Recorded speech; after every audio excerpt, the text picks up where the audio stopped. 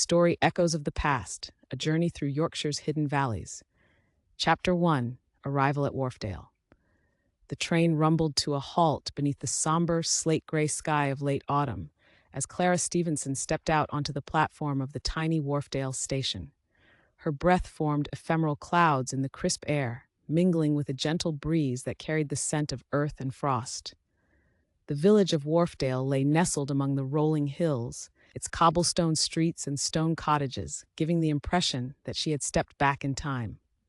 Clara, an ambitious historian, had arrived from London seeking solace and inspiration after a tumultuous year marked by professional setbacks and personal loss. Her task was to investigate and restore the village archives, rumored to contain lost documents from the English Civil War that could redefine historical narratives. Yet, she hoped her stay would also provide an exploration of self, a reprieve from the relentless pace of city life. The journey to the village square was a gentle ascent past quaint shops and cafes, their windows adorned with autumnal displays.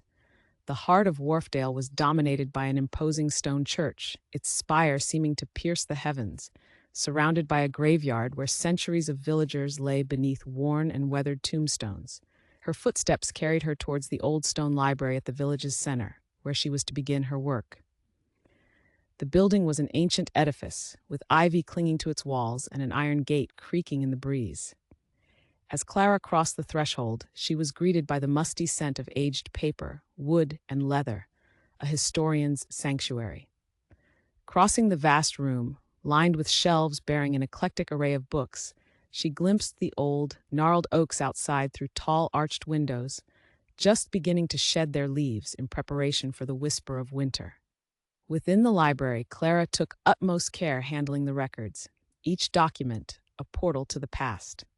The first inklings of her ancestral connection came when she stumbled upon a particular volume containing not only the names and deeds of various villagers, but also references to one Clara Stevenson, a name embedded deep within her lineage. Chapter 2, The Meeting with George Bow. The time-worn library had become Clara's sanctuary, where she often lingered into the depths of evening, engrossed in tales of long-forgotten times. Yet on a particularly chilly afternoon, her routine was interrupted by the arrival of George Rivington. George, a local farmer, was a man whose presence seemed to echo his landscape, solid and enduring.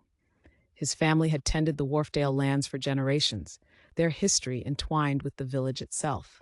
Initially reserved, George found himself reluctantly drawn into Clara's quest, intrigued by her passion and the history she unearthed. Their initial conversations revolved around common folklore, the significant names etched within the library that piqued both their interests.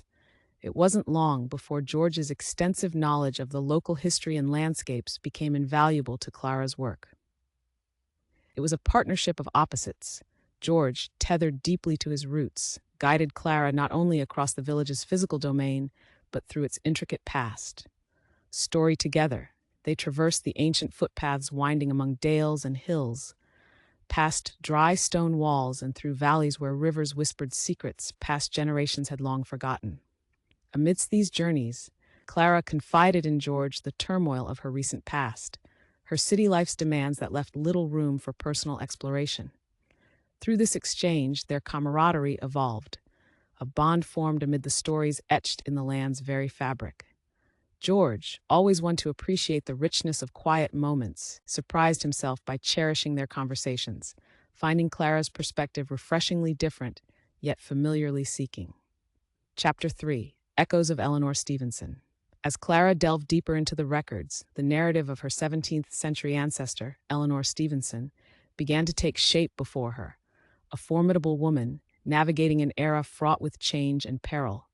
The papers revealed that Eleanor was not just a bystander, but a pivotal character in her village's history, a woman of courage and foresight. Eleanor lived during the tumult of the English Civil War, a time when even remote Wharfdale could not escape the ripples of conflict. She was known to have aided both neighbors and strangers alike, offering shelter and sustenance as war ravaged the land.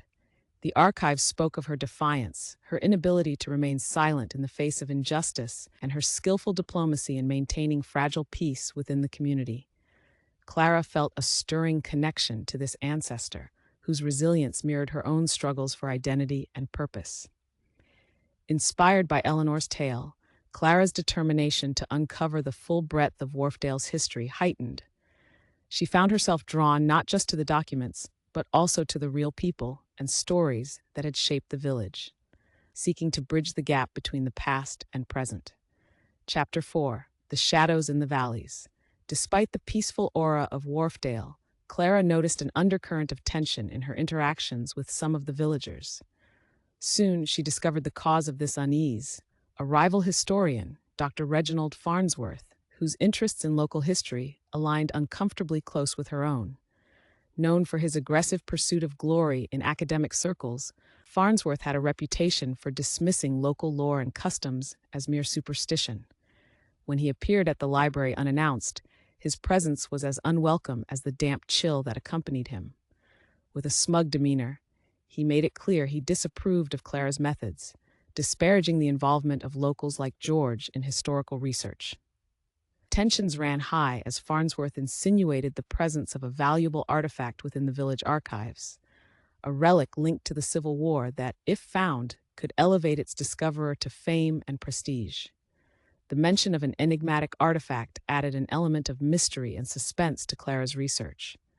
Determined to stay ahead of Farnsworth's scheming, she and George doubled their efforts, combining her academic rigor with his profound knowledge of local history. Chapter 5: The Secret of the Valley's Story. As autumn reached its peak, painting the landscape with hues of gold, russet, and amber, Clara and George's investigations took them deeper into the histories etched in Wharfdale's valleys. They spent countless hours gathering tales from the village elders, each story a thread weaving a tapestry of the village's rich heritage. One afternoon, while exploring the wooded hills beyond Wharfdale, George led Clara to a secluded glen, overgrown and shrouded in mist. Here, etched into an ancient standing stone, they found inscriptions that hinted at a hidden chamber used during the Civil War. Local legend spoke of it as a refuge for those fleeing violence, a place where crucial decisions and alliances were forged. The stone's surface, worn by time, still echoed with the actions and whispers of those who had once sought shelter beneath its shadow. In that moment, Clara realized this was more than just an academic quest. She was part of a continuum as much alive with Eleanor's spirit as it was with her own. The realization ignited a deep sense of belonging, her identity and purpose intertwining with that of her formidable ancestor. Chapter 6: Confrontations and Revelations. As Clara and George's discoveries gained momentum, Farnsworth became increasingly desperate. One evening, Clara returned to the library to find it in disarray. Papers littered the floor, and shelves lay bare where archived volumes once stood. She felt the cold clutches of panic before noticing, amidst the chaos, a deliberate omission: the absence of the very documents linked to Clara Stevenson. Realizing Farnsworth's intentions, Clara and George decided to confront him at his lodgings. The confrontation was tense. Farnsworth, with arrogance and disdain, refused to admit his actions. But George's knowledge of the land gave them an edge. He had long observed Farnsworth's movements and knew where the historian might hide anything of importance. Under the cover of twilight, they ventured to an abandoned farmstead at the periphery of Wharfdale. There, within a crumbling barn, lay not only the stolen documents but also the enigmatic artifact itself, a carefully wrought seal, carrying the insignia of a long-lost faction from the Civil War. Chapter 7: The Bridge Across Time. With the artifact in hand, Clara and George realized it symbolized more than historical significance. It was a bridge, a tangible connection that spanned generations, embodying the unity and perseverance of a community across time. Clara felt the weight of its past, its stories of sacrifice and survival. By the time they returned to the village, early winter had cast a frosty veil over the landscape. The crisp air and soft glow of the evening light made Wharfdale appear timeless, echoing with the whispers of its past. The elders, united with Clara and George, decided to preserve the discovered truths within the newly restored archives, recognizing them as critical pieces of the village's legacy story. With their shared experience drawing them closer, Clara and George found in each other a reflection of the steadfast spirit that had defined their ancestors. Through late-night discussions over tea and fireside talks, what began as a professional partnership blossomed into a profound friendship, tinged with the potential for something more. Epilogue: Embracing the Legacy. As Clara prepared to return to London, she knew her time in Wharfdale had transformed her. The village had not only offered her forgotten histories and hidden secrets, but also a restorative journey of self-discovery and belonging. As she boarded the train, her thoughts lingered on the village, its landscapes, stories, and the people she had come to cherish. Clara's findings reverberated far beyond Wharfdale. The rediscovered documents and artifact brought new understanding and depth to the historical narrative of the English Civil War, capturing the interest of historians and scholars worldwide. Yet, it was the personal connections and wisdom she gained that truly enriched her life. Back in London, Clara found herself invigorated with a renewed sense of purpose. Her experience in Yorkshire shaped her approach to storytelling, embedding within her a profound appreciation for the voices of those who lived the history she studied. She shared the tales of Wharfdale, of Eleanor's bravery, and of her own journey, inspiring others with the enduring power of legacy and community. Clara's return to Wharfdale was inevitable. The village, nestled in its picturesque valley, had become a part of her, its echoes of the past entwining with her personal journey. On a future visit, perhaps spurred by the promise of winter's hush or spring's reawakening, she imagined reuniting with George under the broad skies of the Yorkshire dales. It was there, amid the rolling hills and hidden valleys, that Clara learned the true meaning of history, how it lives within us, shapes us, and guides us toward understanding ourselves and our connection to the tapestry of time. As she gazed out from the train window at the receding autumnal landscape, enveloped in hues of gold and copper, Clara knew that Wharfdale was not just a chapter in her past, but the seed of countless stories she was destined to tell.